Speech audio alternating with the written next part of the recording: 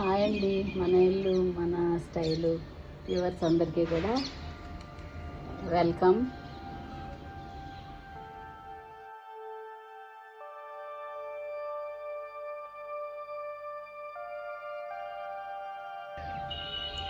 ఈ ఫ్లవర్స్ చూసారండి, ఇది కింద మా ఇంటి కింద ఒక పెద్ద మొక్క ఉన్నదండి. దీని ఫ్లవర్స్ అన్నీ కూడా పోటాపోటీ మీద నేను మా కజిన్ తీసుకొచ్చుకొని టీ పెట్టుకుంటూ ఉండేవాళ్ళు అనమాట.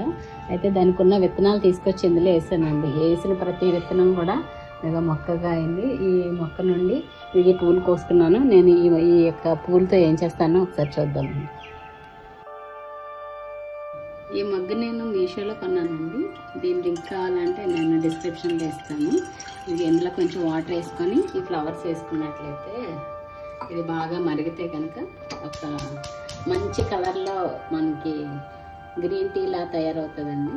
దీన్ని పోషకాలు ఏమైనా మీకు కావాలి అని అంటే కనుక నాకు కామెంట్స్ పెడితే నేను దాని వివరాలన్నీ కూడా నెక్స్ట్ కమింగ్ వీడియోస్లో ఇస్తాను.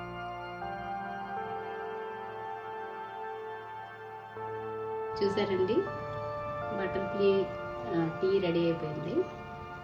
ఎంత బాగా కలర్ వచ్చింది చూసారా. దీన్ని ఇప్పుడు కప్పులో వేసుకొని తాగడమే.